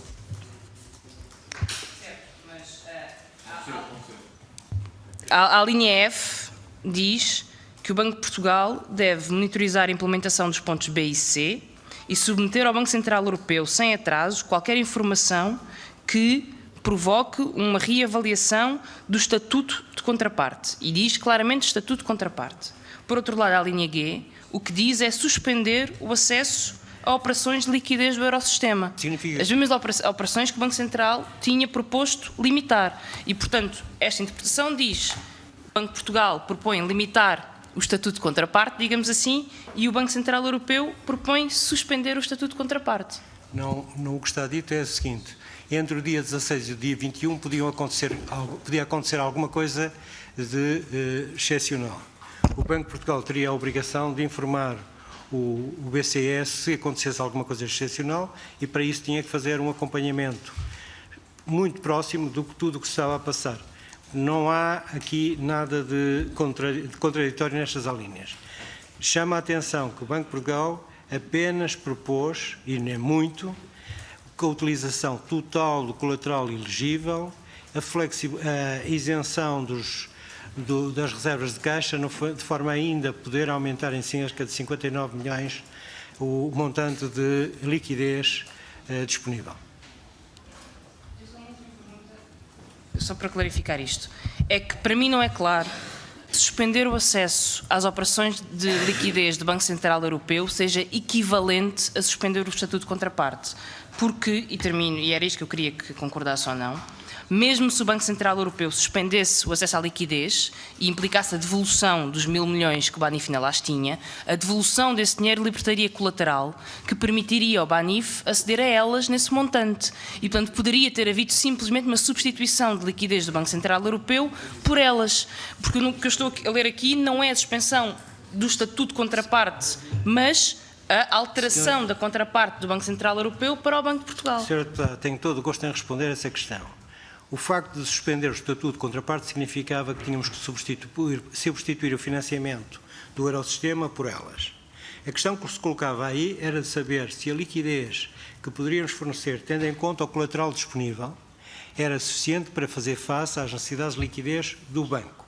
Como eu tive de ocasião de dizer quando fui aqui chamado, o montante de colateral disponível no fim de semana era apenas 124 milhões de euros, por resultante do facto de ter sido consumido com a concessão da ELA. Todavia, realço, isto é muito importante, o fator determinante da resolução é de ordem prudencial, não é de ordem liquidez. É evidente que a liquidez agravaria a questão se ela se tornasse o fator ativo. Muito obrigado. Vamos passar agora ao CDS-PP, Sr. Deputado João Almeida, faz favor. Muito obrigado, Sr. Presidente, Sr. Governador. Bom dia. Em primeiro lugar, e para esclarecer algumas questões que ficaram das perguntas dos outros grupos parlamentares, esta deliberação do BCE, do Conselho de Governadores, tem 7 pontos. Eu quero perguntar claramente ao Sr. Governador, de uma vez por todas, quais é que foram propostos pelo Banco de Portugal, com quais é que o Banco de Portugal concordou e de quais é que o Banco de Portugal discordou. Como eu já disse à saciedade, o Banco de Portugal propôs um limite de acesso ao... Sr. Governador, peço desculpa, só se me permite, era fazer referência às alíneas. Para ser claro, não é ao discurso, eu já conheço o discurso do Banco de Portugal. Claro. Agora, nós temos uma ata que tem alíneas, tem 7 alíneas. A linha A diz que foi proposta pelo Banco de Portugal. Há de ser verdade. A B, a C, a D, a E, a F e a G, qual é a posição do Banco de Portugal sobre cada uma delas? Vou ser muito claro, o Banco de Portugal propôs que todo o colateral disponível fosse utilizável, o que significa que o plafond devia ser igual ao colateral. A decisão da linha A não segue essa proposta, porque está no seu direito de o Conselho de Governadores. Relativamente à questão do acesso intradiário, obviamente decorre da decisão da linha A e relativamente à linha B também decorre da linha A, porque se eu tomo decisões relativamente ao total, eu depois tenho que tomar decisões relativamente às parcelas. Relativamente à questão do acompanhamento, decorre das obrigações gerais de uma instituição que concede uma ELA. Sr. Governador, é que diz que a linha A não decorre daquilo que foi a proposta do Banco de Portugal, que é exatamente o contrário do que diz a ata. É exatamente a única linha em que diz que o Conselho de Governadores seguiu a proposta do Banco de Portugal. O Sr. Governador diz que esta não era a proposta do Banco de Portugal. Votou contra a ata? Sr. Deputado, eu não posso divulgar a proposta do Banco de Portugal porque é matéria da competência do BCE. Terei todo o gosto em divulgá-la porque certamente, se me autorizarem, porque certamente esclareceria a sua dúvida. Sr. Governador, a questão não é esta, é que para nós é fundamental, quando recebemos uma ata truncada, ao menos sabermos, em relação à parte que é visível, os pontos de que a autoridade nacional, que representa o Estado português, apesar de toda a sua independência, pelo menos nos diga, daquilo que nós conhecemos, o que concorda e o que discorda. E isso não está claro nesta audição e tem que ficar claro de uma vez por todas. Sr. Deputado, eu fui suficientemente eloquente sobre essa matéria e sobre o plafond que defendia. Não posso ir além deste ponto, sou pena de entrar em zona de irregularidade relativamente às minhas obrigações, quer em termos de aplicação da regulamentação geral, quer em termos de aplicação dos princípios de confidencialidade relativamente às discussões no Conselho de Governadores. Sr. Governador, a consequência disso é que, pelo menos da nossa parte, o Sr. Governador não esclareceu aquilo que era a posição do Banco de Portugal em relação àquilo que foi a deliberação do Conselho de Governadores. Não poderemos tirar outra conclusão que não seja essa. Eu queria perguntar ao Sr. Governador, nas matérias que não foram propostas pelo Banco de Portugal e que foram deliberadas, quem é que fez as propostas? Como eu lhe disse, quem tem o direito de fazer propostas é a Comissão Executiva. E não posso ir além disso porque faz parte da forma de funcionamento do Conselho de Governadores. Eu percebo por esta última parte da resposta que o Sr. Governador já sabia que eu lhe ia perguntar quem é que a Comissão Executiva fez essas propostas, mas, portanto, na reunião, aquilo que não foi proposto pelo Banco de Portugal, não foi proposto por mais nenhum outro Conselho de Governadores, foi proposto por mais nenhum outro Governador de um Banco Central, foi proposto pela Comissão Executiva e, usando as palavras do Sr. Governador, terá sido proposto pela pessoa que estava habilitada a fazer as propostas nesse momento. Essa é uma conclusão precipitada. Então, se me puder corrigir a precipitação, eu agradecia, Sr. Governador. Não posso, tenho que ficar com a sua dúvida e eu com o meu dever de segredo. Sr. Governador, isto não é uma reedição de um episódio que já aqui tivemos. O que eu estou a perguntar aqui é formal. Vamos esquecer que era o Sr. Governador e o Dr. Vítor Constâncio que lá estavam. E eu estou-lhe a responder muito formalmente que Vamos pôr em abstrato. Vamos pôr em abstrato. Havendo uma proposta de um Governador de um Banco Central, havendo a situação de um banco desse mesmo, do país a que respeita esse Banco Central, havendo propostas que vão para além daquilo que o Banco Central propôs, é a Comissão Executiva e quem a representa na reunião que faz essas propostas para deliberação. Em primeiro lugar, a Comissão Executiva, estão todos os elementos da Comissão Executiva presentes no Conselho de Governadores. Como sabem, são membros do Conselho de Governadores. A Comissão Executiva é um órgão que se exprime através dos seus membros. Eu não tenho que identificar nenhum membro. E também o poder de iniciativa cabe à Comissão Executiva. Sr. Governador, pronto, era só isso que eu queria perguntar. Eu não lhe estava a pedir para identificar nenhum dos membros. O poder de iniciativa cabe à Comissão Executiva. Nós já sabemos que o que foi deliberado para além daquilo que foi proposto pelo Banco de Portugal foi proposto pela Comissão Executiva. Não tem problema absolutamente nenhum, fica claro e transparente. Aqui nestes 7 pontos não está nenhuma deliberação relativamente ao Banco de Transição. Ela poderá estar na parte que está rasurada? A questão do Banco de Transição é uma questão que tem a ver com o braço de supervisão, não tem a ver com o braço da política monetária. Quais são os poderes que o braço de transição tem para aprovar que o braço de supervisão tem para aprovar um banco de transição? São aqueles que estão só consagrados no diploma que criou o mecanismo único de supervisão, onde estão todos os poderes elencados, incluindo esse. Não é incluindo esse. Sr. Governador, peço desculpa pela correção, tem para se pronunciar, mas quem delibera é o Conselho de Governadores. Estou errado? Desculpe, o Conselho de Governadores tem um poder de ratificação, a deliberação é sempre do Conselho de Supervisão. E quando muito... Exato, e estava-me a dizer aqui o Sr. José Gabriel Queiroz, bem, que é o poder de objeção, ratificação no sentido de objeção. Exatamente, é o poder de objeção. Portanto, o Conselho de Governadores pode dizer que não aprova, ou opor-se, deduzir a oposição, a uma proposta. Aquilo que nos foi dito aqui pelo Dr. José Ramalho é que no Conselho de Supervisão tinha sido apreciada, do Dr. António Varela, peço desculpa, que tinha sido apreciada positivamente apreciada positivamente a constituição do Banco de Transição no Conselho de Supervisão que aconteceu no mesmo dia. Não houve tempo para levar essa apreciação positiva ao Conselho de Governadores para que o Conselho de Governadores dissesse que se opunha ou que não se opunha? Vamos lá ver. Eu teria todo gosto em que a ata do Conselho de Supervisão fosse pública, porque isso facilitava imenso. E ainda por cima, não tendo aí estado presente, facilitava ainda mais a vida.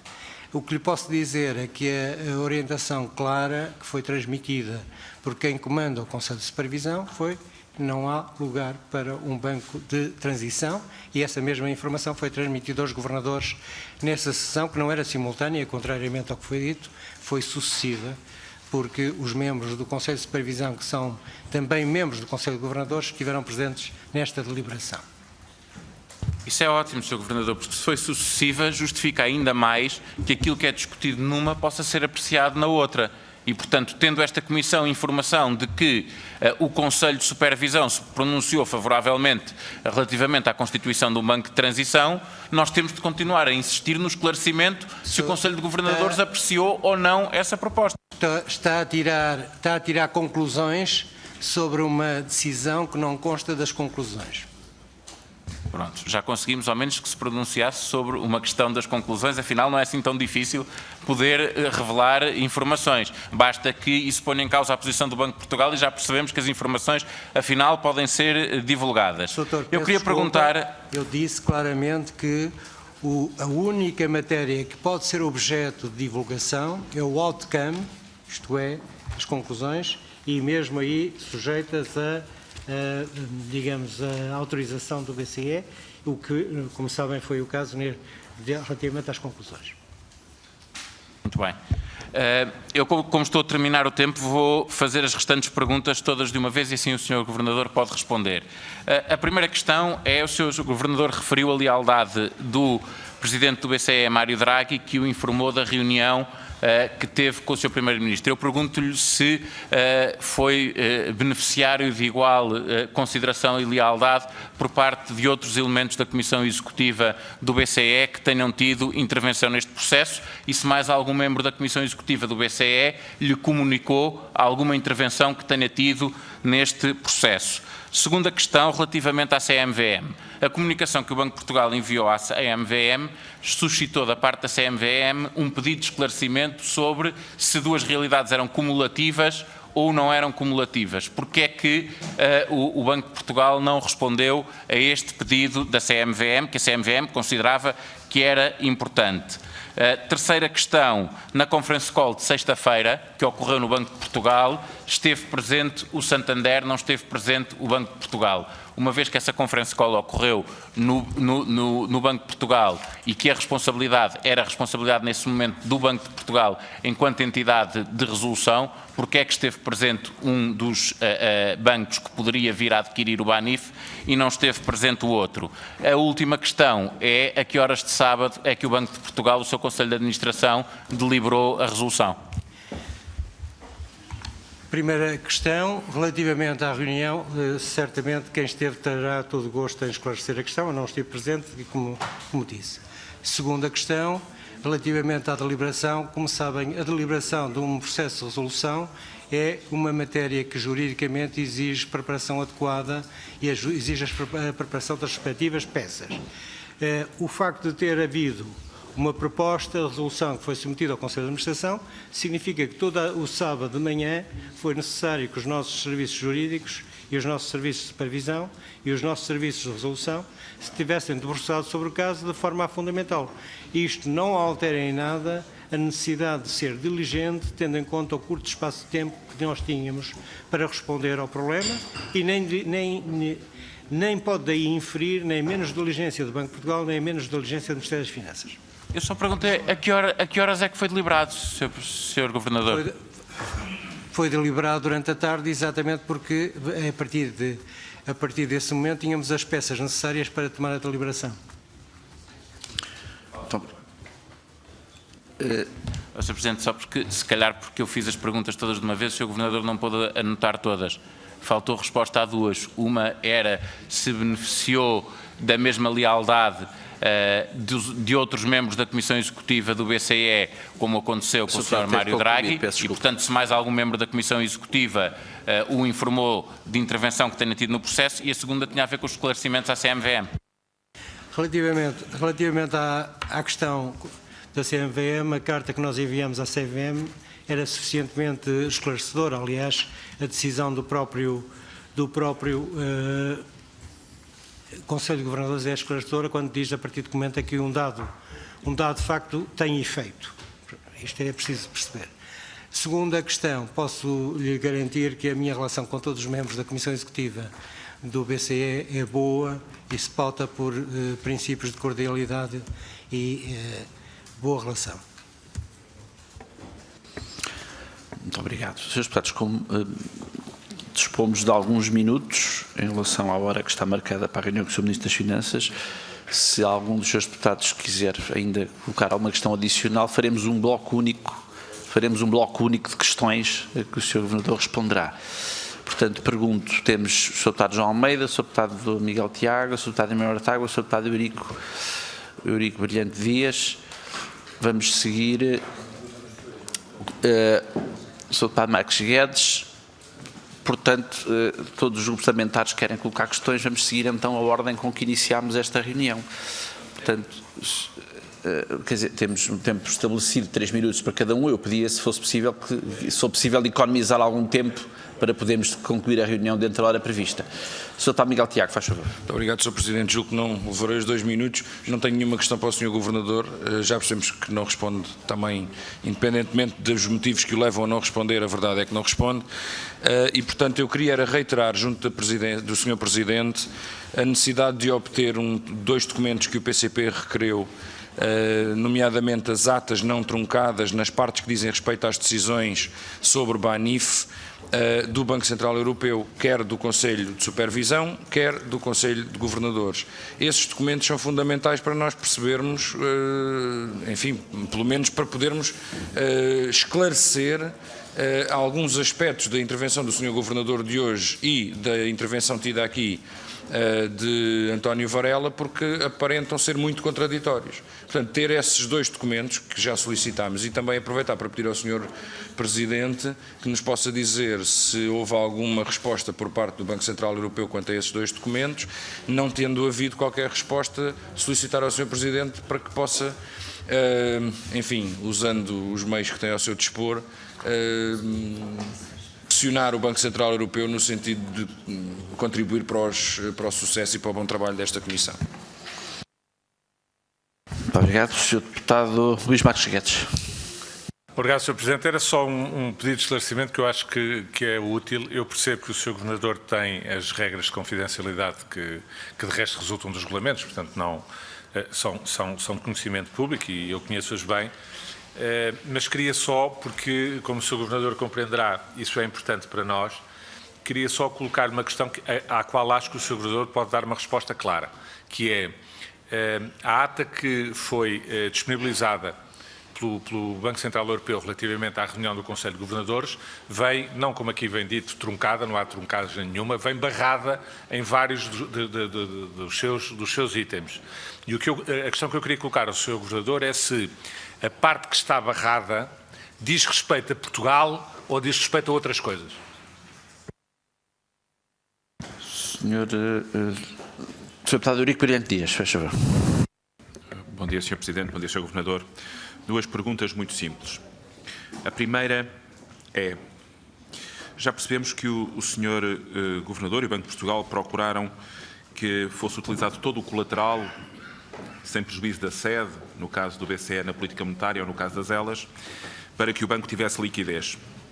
Mas também já percebemos que naquela semana posterior a 13, e perante a dificuldade de diminuição significativa de liquidez, o Banco de Portugal também foi um agente, com outros atores seguramente, para que o BANIF tivesse uma solução de liquidez mais estrutural, ou pelo menos não overnight, não no quadro de emergência ou de urgência. A minha pergunta é muito objetiva. Em sede de resolução ou liquidação, o que teria acontecido a esse empréstimo e, em particular, se esse empréstimo fosse da Caixa Geral de Depósitos. Segunda pergunta. Fez uma afirmação que eu achei interessante, mas talvez valesse a pena desenvolver.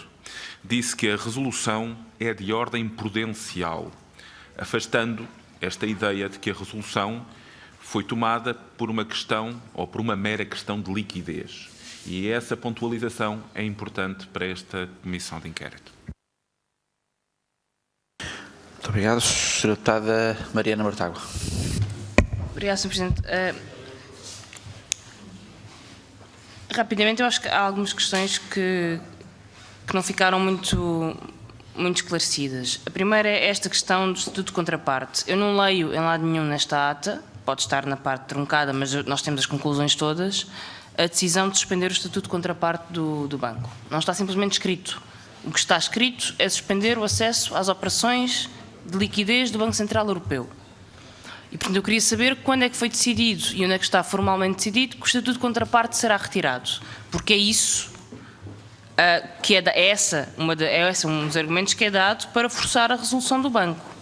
O segundo, já aqui foi dito, é a questão de supervisão, eventualmente dos rácios de capital, eventualmente a impossibilidade de um banco de transição, não sei muito bem, mas o próprio Banco de Portugal, quando vai ao Conselho de Governadores, eu presumo que se há outras matérias tão importantes que impliquem a resolução de um banco, que elas fossem discutidas ou levadas à reunião do Conselho de Governadores, mas o que é levado é a liquidez e, portanto, e uma vez que nos foi dito claramente que esta reunião decidiu a suspensão do Estatuto de Contraparte, é estranho que isso não esteja escrito nas conclusões. Em segundo lugar, eu também não consigo entender, uma vez que o Estatuto de Contraparte não estava em causa, que o banco podia continuar a ceder a elas, porque é que essa hipótese não foi colocada? Ou seja, se o Sr. Governador me disser nós podíamos fazê-lo, eu achei que era arriscado e, portanto, preferi não considerar, eu compreendo. Mas essa possibilidade existia de facto. Porque se fosse necessário devolver o dinheiro ao Banco Central Europeu das operações normais de liquidez, isso libertaria colateral que podia ser utilizado nela. E, portanto, a ideia de que não havia colateral para ela não era válida se houvesse libertação de colateral por outro lado. E, portanto, o banco, no limite, em situação limite, poderia viver só de ela para ganhar dias de assistência de liquidez. Depois, se isso podia ou não ser uma escolha viável, é outra conversa, mas pelo menos essa parece uma possibilidade execuível. Portanto, estas para mim são as duas questões que importava esclarecer neste momento. Muito obrigado. Sr. Deputado João Almeida. Muito obrigado, Sr. Presidente. Uma pergunta muito simples, até com a ajuda do Sr. Governador na resposta que deu anteriormente. Pelo facto de ter boa relação com todos os elementos da Comissão Executiva do BCE, eu pergunto se, para além do Sr. Mário Draghi, mais algum elemento da Comissão Executiva e quem, não quero saber o conteúdo das conversas e percebo que isso seja matéria reservada, se mais algum elemento da Comissão Executiva e quem o informou de diligências que tenha tido no âmbito do processo do Banif. Muito obrigado. Sr. Governador, faz favor. A primeira questão, relativamente à ata, eu posso dizer ao Sr. Deputado Dr. Miguel Tiago que, do nosso lado, nós somos e defendemos e propusemos a entrega da ata na sua totalidade, a full disclosure. Não temos nenhum problema e isso, aliás, transmitimos à CPI. A CPI sabe que fomos nós que propusemos. Portanto, estaria confortável com a full disclosure. Segundo, a ata que está barrada tem, obviamente, a ver com o assunto em questão, até porque não iriam mandar atas que tivessem assuntos que tivessem a ver com outros pontos. É o ponto que estava em apreciação, as conclusões sobre esse ponto, e foi barrado aquilo que o BCE entendeu que estava protegido pelo direito de confidencialidade. Relativamente à questão do Sr. Deputado Dr. Brilhante Dias, põe uma questão muito oportuna, muito pertinente. Um empréstimo que tivesse acontecido com o aval do Estado significaria, se não tivesse, agora a memória, falo de memória, mas suponho que estou seguro, se não tivesse uma maturidade inferior a 7 dias, seria naturalmente abrangido no plano de bail-in, o que significava que a garantia pública teria que ser ativada em função desse facto. Depois, relativamente à questão da liquidez versus solvência, temos que ter consciência de que o que determinou a resolução foram questões de solvência resultantes da não aceitação da ajuda pública, que determinaria que o Mecanismo Único de Supervisão desreconhecesse a parte de capital que resultava de injeção pública, independentemente de ter sido devolvida ou não. O que significa que a questão de liquidez poder-se-ia pôr, mas não foi a questão determinante. Isto também permite responder à questão que colocou a Sra. Mariana Mortágua. De facto, ainda havia 124 milhões de colateral disponível para elas naquele fim de semana. Podemos agora especular se 124 milhões naquela situação e com o fluxo de saídas permitiria sequer evitar que a questão da liquidez se tornasse num fator determinante. Mas não foi o fator determinante. O fator determinante foram matérias de natureza prudencial. Relativamente ao Estatuto de Contraparte, o que está escrito na linha G é a definição de Estatuto de Contraparte. O que está dito é o que é a definição do Estatuto de Contraparte. Se for a regulamentação geral, vê que quando se diz que há suspensão do Estatuto de Contraparte, é exatamente isso. Relativamente à articulação entre Conselho de Governadores e Conselho de Supervisores, a articulação é clara. O Conselho de Governadores é a instância, digamos, de apelo de decisões do Conselho de Supervisores para matérias muito específicas, tem um direito de objeção que, como imaginam, é usado de forma muito limitada, porque, obviamente, há uma relação de delegação de competências no Conselho de Supervisores, que é normal. Relativamente à questão do Dr. João Almeida, as minhas relações com a Comissão Executiva têm a ver com as competências que são próprias do BCE, enquanto braço da política monetária, e não com as competências que são respeitantes ao Conselho de Supervisão, porque dentro do Banco de Portugal tínhamos e temos uma segregação de funções. Como sabe, por circunstâncias meramente temporárias e ocasionais, eu assumi o pelouro da supervisão durante 1 ou 2 meses, mas mesmo nesse contexto há uma preocupação de segregação de funções, exatamente porque não é senão uma solução transitória para fazer a ponte com a nomeação dos novos membros do Conselho de Administração, que é onde, obviamente, um deles se há de ocupar dessa matéria. Eu julgo que respondi a todas as questões. Muito bem, Sr. Governador, eu é que não. O Sr. Deputado Miguel Tiago dirigiu-se-me diretamente relativamente ao BCE, a documentação solicitada. Os Srs. Deputados, é do vosso conhecimento todos os elementos que recebemos de todas as entidades que contactámos e, portanto, não há nenhuma documentação que nos tenha sido enviada que os Srs. Deputados não conheçam. Naturalmente que a solicitação que fez de pedido de colaboração ao Banco Central Europeu será, obviamente, reiterada. O Sr. Deputado falou em pressionar, eu admito que o nosso poder de pressão seja limitado, mas em todo o caso o pedido de colaboração será evidentemente reiterado ao Banco Central Europeu, porque isso é importante para o prosseguimento dos nossos trabalhos. Aliás, tenho uma notícia de última hora do Sr. António Carlos, que é o que acabou de ser entregue um envelope vindo do BCE e, portanto, poderemos ter notícias em breve sobre o BCE e, portanto, será obviamente disponibilizado aos seus deputados com a rapidez possível. Portanto, eu queria agradecer a todos a eficácia com que esta reunião decorreu, que nos permitirá fazer 5 minutos de intervalo até à próxima reunião, que está marcada para as 11h30. Srs. Deputados, Sr. Governador, mais uma vez, muito obrigado. Muito obrigado, Srs. Deputados. Até já.